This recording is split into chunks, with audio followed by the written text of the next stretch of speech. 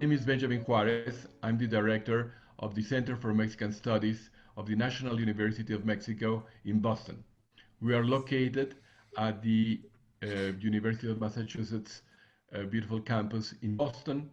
And today we're going to talk about the future of education in a globalized world, especially the role of distance education, because many professors who were against teaching online had in 2 days or 1 week at the most to completely change the way they taught. And also students who thought that things like musical performance or filmmaking could not be taught online had to adjust.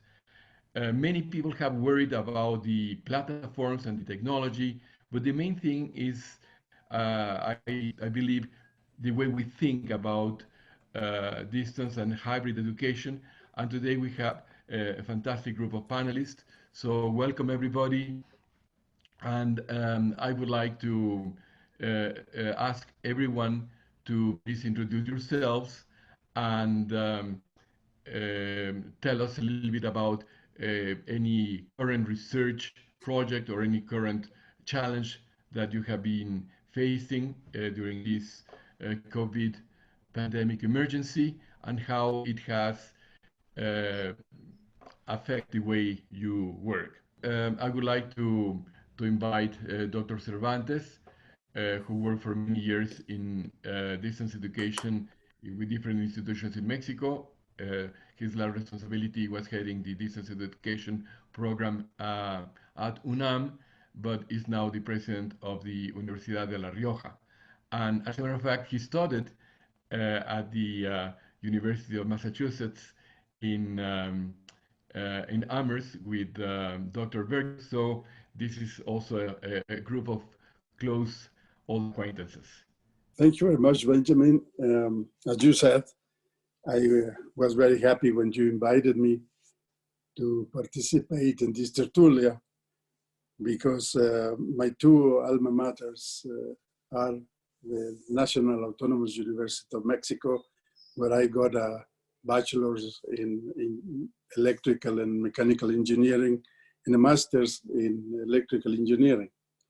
And then I went in 1981, February 1981. I remember I went to Amherst to pursue my grad studies in computer science, computer and information sciences. And I got my PhD in June of 1985. So it's been quite a while. And I remember I chose UMass at Amherst because Professor Michael Arbe was one of the top researchers in computational neuroscience. This mixture of using applied math with computer simulations in order to understand how the brain works. And we thought, and we still think, that if we understand how the brain works, then we will be able to build artificial machines that process information in the same style as the brain does. So thank you very much for the invitation. Also, as you just mentioned, for the last 15 years, well, 16 years now, I have been working on distance and online education programs. In 2004, I was invited by the president at the time at UNAM, Dr. Jose Ramon de la Fuente, to be the head of the coordination for Open University and distance education at UNAM. And at that time, it was just the Open University program. So in 2005, we started the distance education with 6 undergraduate programs. And I am glad to say that in these years, the number of students in these non-presential modalities went from 7,000 to more than 40,000 students. And not only that, but UNAM, during the last 4 years, people have been working on taking these online activities into the presential programs. So many of the UNAM's programs are now offering online courses for their students in the traditional modality.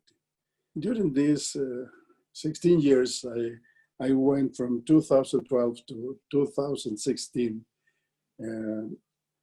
to become the president of the Open and Distance University of Mexico, depending on the Ministry of Public Education in Mexico. And I was very happy that the official recognition of the distance modality, the online modality, was finally granted by the Mexican government. Before that, distance education was seen as a second-class type of education. And I must say that this university has grown very fast. When I arrived there in 2013, we had applicants, like 17,000 applicants every beginning of the new educational periods. And when I left the university in 2016, we had more than 100,000 applicants. So the popularity grew very fast, and the number of students within the country went, I think in 2018, from 4 million students in higher education, like almost 700,000 were studying in the open modality or in the distance modality. So in Mexico, I think it has grown very, very well. And many universities have come to Mexico from other countries, from the States, from Europe, mainly from Spain. And one of those universities is the International University of La Rioja. But they came and they built a university in Mexico. So there is the International University of La Rioja in Mexico. And right now, this group has 5 different universities, one in Miami, in the States, one in Colombia, one in Ecuador, one in Peru, and one in Mexico, and the first one in Spain. So right now, all these universities, as a group, we have more than 60,000 students online from 78 different countries. And I think that's one of the main points of this modality. You don't have frontiers, and you don't have distance. It doesn't matter if the teacher is in the same space as the student, or if he is 12,000 miles from his students. And we have been working, and I was asked a few days ago, what had we done with the COVID-19 pandemic? And I said, nothing. We're still working just the same. The only difference is that the people who was working at the building of the university is now working at home. But students and teachers and administrators are doing just the same work as they were doing before. And we also try to change and adapt new things every time. And I was talking to people from UNAM, from the National Polytechnic Institute, and other universities, public and private. And they have been doing lots of things in order to keep on working, keep on going the academic activities of students and teachers and researchers. And later on, I will propose a question related with what you just said about when we go back to normal, what normal will that be? It cannot be the same as we were before the coronavirus. It has to be a new normal. So we have to define this new normality in our daily activities. I must say that one of the things that need to be done is the digital transformation of the higher education. So there are a few points that need to be done. Some universities, as UNAM, are digital in many ways. And I know that UMass was a digital university, or a very digitalized university since I was there in the 80s, because we had a computer center that was very good, and all the students have accounts, and we used to communicate through the local network within the campus. And actually, I even had a modem at home where I could connect to the computer in the main campus, so I could work from my home directly with my simulations. So I think UMass and UNAM are two universities that will be very easy for them to adapt to the new normality. Excellent. Thank you so much. And now let me, of course, welcome Dean Berger, who has seen many changes in the last few months and has a trove of ideas and wisdom and experiences to share with us. Thank you so much for accepting the invitation, Dr. Berger. Thank you very much, Benjamin. It's a real pleasure to be here with all of you. Let me begin by just introducing myself a little bit. So I've been the dean here in the College of Education and Human Development at UMass Boston for the last 3 years, but I've been part of the University of Massachusetts for more than 20 years because I was at the UMass Amherst campus for a long time before that, where I was a professor but also director for the Center for International Education there, and held a variety of leadership roles. But my work, particularly over the last 20 years, is really focused on how do we improve higher education, leadership, organization, and policy so that we can promote better quality and access and develop systems, particularly in parts of the world where higher education has largely been underdeveloped, and more importantly, that there have been significant populations of people who have not had equitable access to higher education. And so certainly, thinking about all of the tools that we have at our disposal now to extend the reach of higher education and expand quality and access and relevance of our work is really important. I've been very honored that I've been able to be, engaged in this work across multiple countries. It's probably worth noting that in addition to a lot of my roles in more traditional roles in higher education, that I've done a lot of work helping develop systems in places where a lot of folks from the US and the global north don't end up going, or maybe people don't think about higher education. So places like Afghanistan and Palestine and Somalia and Malawi. And in doing so, to always be mindful, whether we're thinking about our local communities at home or we're thinking about communities elsewhere that should and can benefit from higher education, that we need to be mindful of the inequities of resources and power and access to to what we have to offer. Working with a lot of great colleagues, I've been very privileged to engage in that work. And I guess the last thing I'll say is, for a long time, I've been a strong believer that face-to-face education and online education are not fundamentally different things.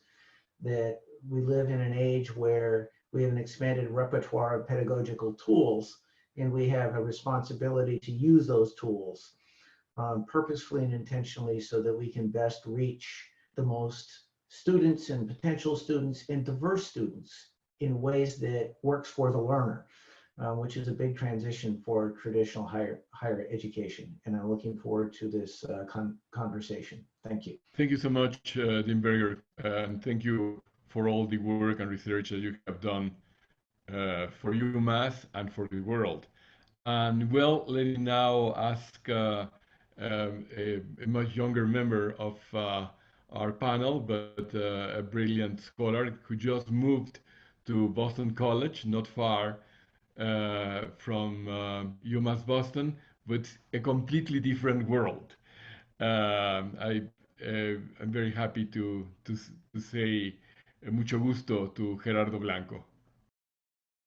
Muchas gracias. Yo soy Gerardo Blanco, soy profesor asociado y director asociado del Centro para la Educación Superior Internacional en Boston College. For the purpose of this, I'm going to do my remarks in English so that we can actually have a conversation. And I really think, first of all, I'm really honored to be part of this panel and to just situate myself in this network. I'm an alum of the University of Massachusetts Amherst. I earned my doctorate in higher education, where Dean Berger was my dissertation chair. So we're keeping this tight-knit. And also I had the privilege of working at UMass Boston as a faculty member.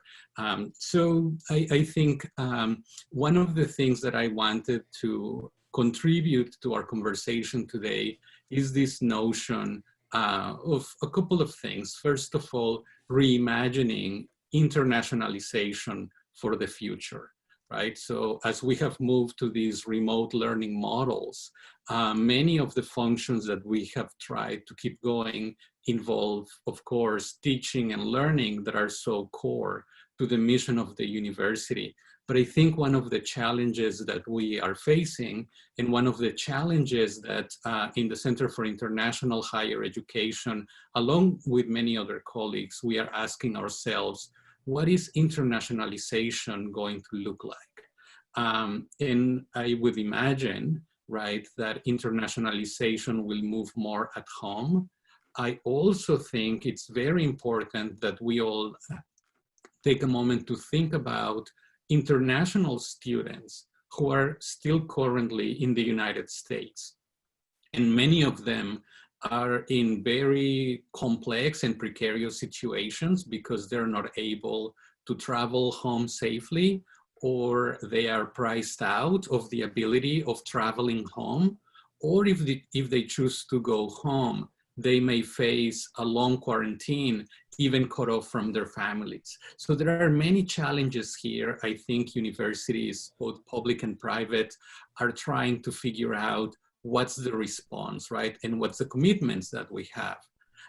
Another thought, right, since my research has been focused on quality in higher education, I think there are a couple of questions for us to think about. And I wanted to pick on another theme, right? Since our audience is transnational, particularly with my home country, Mexico. So one of the things that I think is important is it has been said that distance education had been considered almost like a second class. And I think the question that we are confronted here is, why is that, or why has that been the assumption, particularly in the Mexican context? And what I would suggest, since I was an undergraduate student in education, was that when I was doing research on the distance, right, the telesecundarias,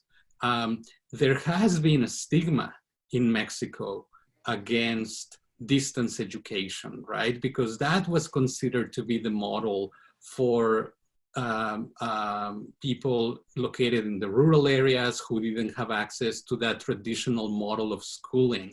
So I actually think that we are in a really good opportunity moment now to rethink that, perhaps to once again think about the imbalances and the inequity that exist in opportunity, and maybe using our collective knowledge, right, to find ways to decrease that inequality.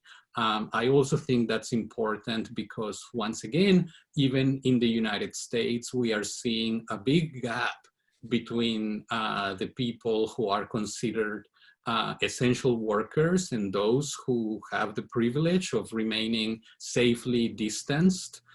So I think there are many questions that all have a lot to do with education, and I look forward to that conversation. Thank you so much, Gerardo, and we are very pleased to have you here and to see how the work of Dean Berger continues in the next generation as fruitfully and productively as it did in generations before. I would like to go back to President Cervantes because he, as a really someone who came from engineering and artificial intelligence into education, I'm sure that has many things to say about how this stigma can be seen not only in Mexico but in other countries. And this also has to do with the digital divide, because even I see it with my students. Students in Iztapalapa don't have the same bandwidth as students in Polanco. Students in Chelsea don't have the same computers or equipment than students in Brookline, where I'm very lucky to live. And in this pandemic, many families, especially families of the Latinx community and African Americans, or families who have less economic resources, are locked with 4 or 5 children, and they don't have the bandwidth or the equipment to really allow them all to continue their education at home. But I would like to ask President Cervantes to continue these topics. And again, you ask a question that it would be very interesting to see your answer. What's the new normal? We're not going to get back ever to 2018.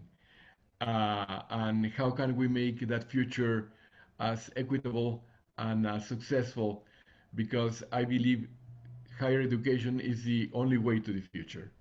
Would you tell us? Let me start by talking about the recognition of the modality. In Mexico, telesecundaria started in 1968.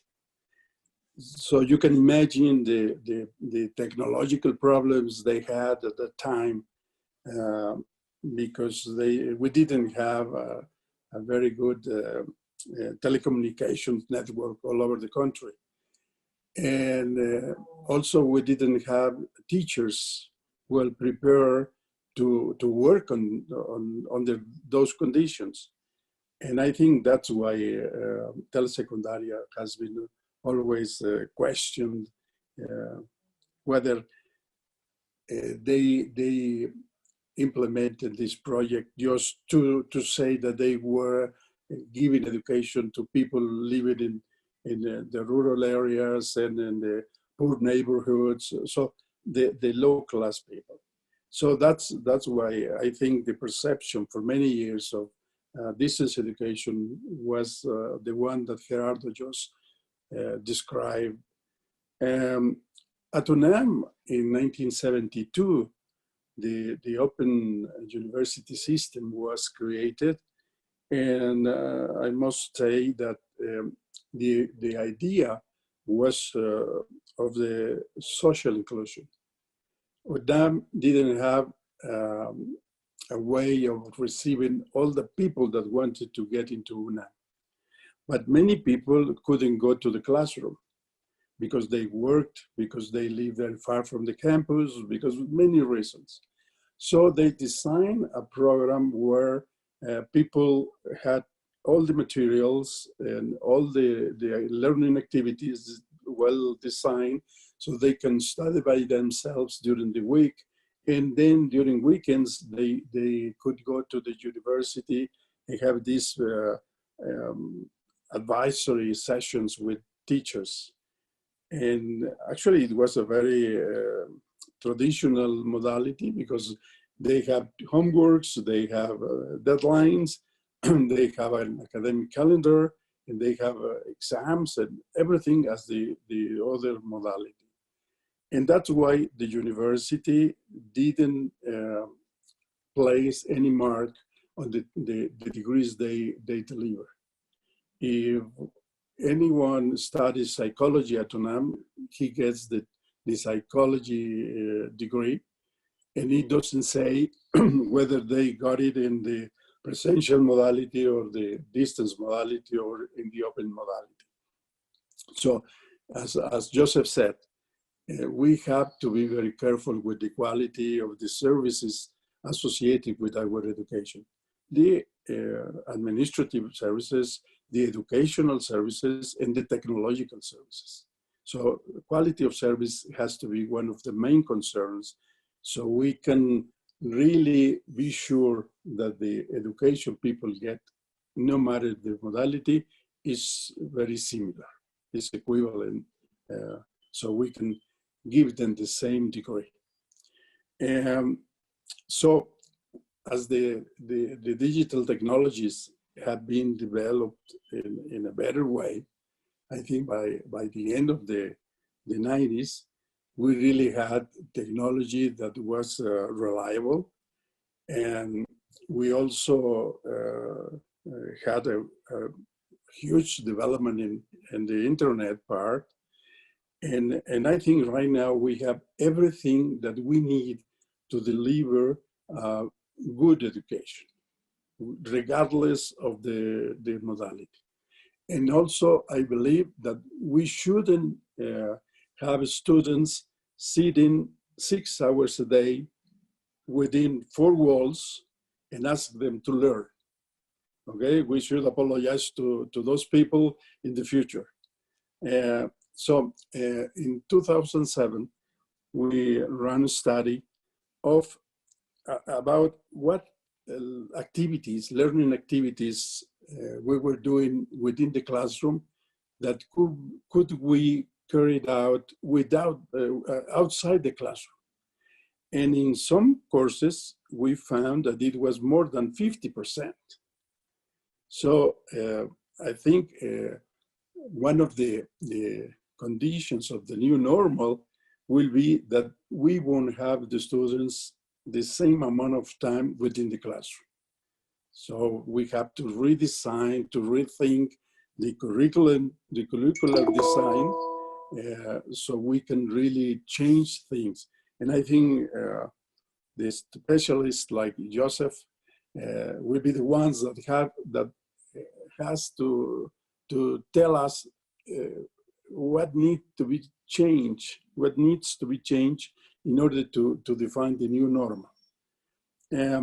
So in that way, I think the advantages offered by new technologies are helping us to really offer education to many more people than we were able to do in the past. So social inclusion, I think, is one of the main concerns with the proper use of technology and education. Also, we can share courses. For example, if we have the same course of statistics at UNAM and at UMass and UNIR, so we can have this course online, and we can let our students to take it online and come to our schools and certify their knowledge.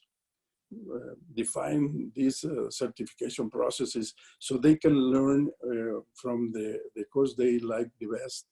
And probably with the teacher, they understand better.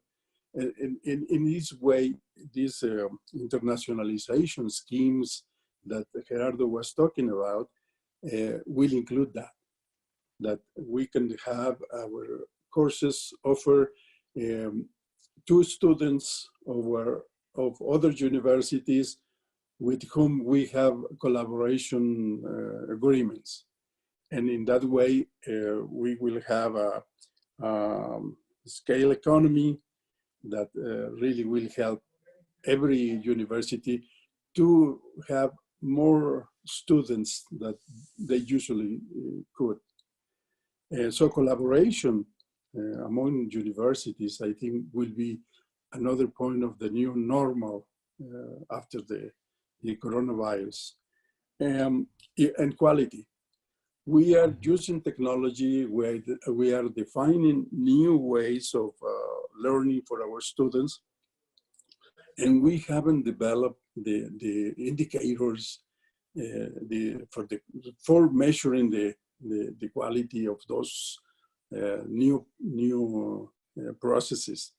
And so I think we should work on developing new standards and new indicators so we can guarantee the quality of the services that will generate a good education for our students. Thank you so much. And well, I think the question was directed to you, Dean Berger. How do you define the new normal, and how to respond to President Cervantes' ideas about collaboration and having this large repository of synchronous and asynchronic materials that could be shared by more than one university. Also, I wonder if there are any lessons to be learned from the early 19th century efforts of distance education through mail in colonial India and the British Empire that had positive and negative influences for the local culture and that has been reviewed. But what can we learn? What will the new normal be like? Great question. Thank you.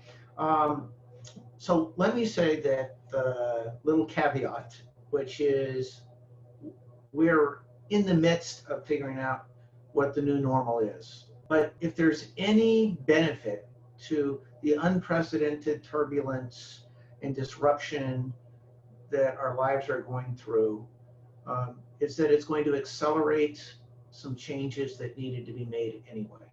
And it's going to help us in terms of our responsibilities to serve others.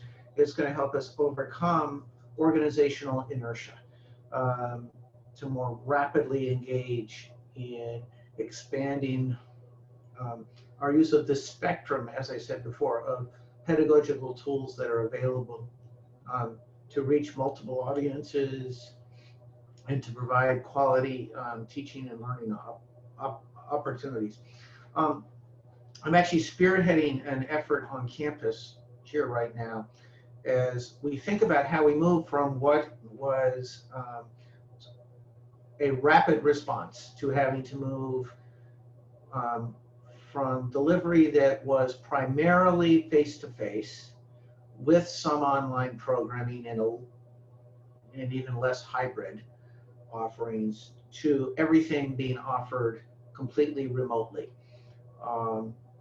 And we've been coming up with a framework how to move from a rapid response to what's a more sustainable model of continuous improvement. And I think part of the new normal is not settling into the next set of set structures, but to really think about how we're more nimble, how we're more dynamic, and we're really focused on continually improving the expansion of higher education using the full, and again, I don't think of it as different types of modalities, the full spectrum of modalities. The model that we're implementing here, is for alliterative purposes, I call it the 6 Ps. First is principles. Before we make any decisions about what we're going to do and how we're going to do it, we need to know what are the principles that are going to drive the decisions that we're going to make. And we need to have agreement on what those core principles are, because higher education is a mission-driven enterprise, and it is those values that drive our mission that then should drive these choices. Secondly, though, is we need to be clear about what are our parameters. We have opportunities and constraints. That's always true, but certainly as we're making this transition through the COVID-19 pandemic, we have to be very clear on those parameters. Some of those parameters include, what are the resources available? What's the infrastructure that we already have in place? What still needs to be developed? Who are the audiences that we're trying to reach? And what do they have access to in terms of resources? And I could go on with a list. The third P is the process. What process are we going to use in making these decisions? It can't just be administrative decisions made from the top.